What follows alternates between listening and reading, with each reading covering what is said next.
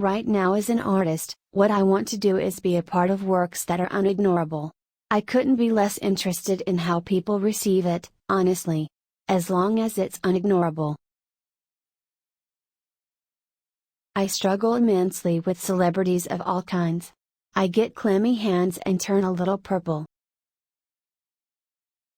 Girls can do anything, for sure. Even running in the mud in heels. It was such a paradox for me that the only thing I know how to do is act, but that the first thing I abandoned while writing were the characters. When I work on a film, I always tend to relate to the crew. I feel like I almost didn't grow up in the business, because my parents worked so hard at sheltering us from that. I was raised in Connecticut. And I honestly wasn't aware that my dad was a celebrity until I moved to Los Angeles a year ago. For me, whether or not a film has some kind of massive budget or is an independent film, or however it's getting made, it's always about the filmmaker and, hopefully, being a vessel for the filmmaker's vision. That's what really attracts me to projects. I've learned to think in terms of having a long career. Actors can have very long careers that last until the day we die, but there will be moments when you'll feel like you're a failure or when you're disappointed in yourself. My dad's more three-dimensional than Opie Teller or Richie Cunningham. He even has a temper. He's a real person. But some people are disappointed by that. I've always had the perspective that roles come into my life when I need them most and sort of teach me lessons. The same can be true of films. Films are released into society to aid in a lesson, inspire people, comfort people. I definitely manage to do different kinds of things.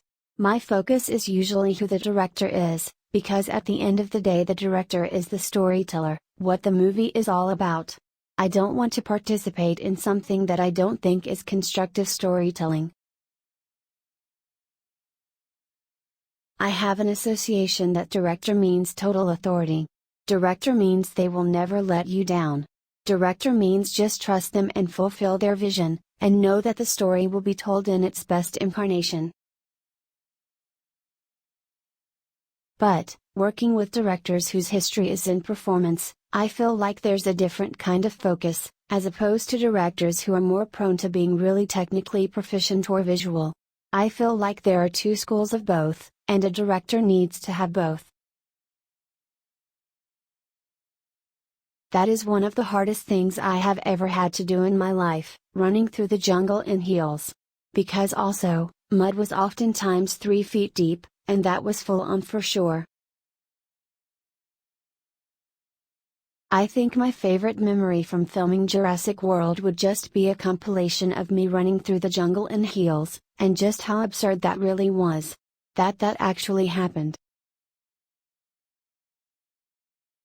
I'm a huge fan of the animated film The Land Before Time, and that was one of my favorite animated films when I was growing up. I have nothing nice to say about Chris Pratt, of course. He's probably the greatest hero of our time in real life, honestly. The greatest sci-fis, in my mind, are two things: they're what ifs, what if this happened, and you get to see it, but they're also these philosophical cautionary tales. They deal with the underlying themes beneath the what if. I drive my husband crazy because I don't browse books, I buy books. And he's always giving me these ultimatums like, if you don't finish all the books you've bought, you're not allowed to buy more. I've always had the perspective that roles come into my life when I need them most and sort of teach me lessons. The same can be true of films. Films are released into society to aid in a lesson, inspire people, comfort people.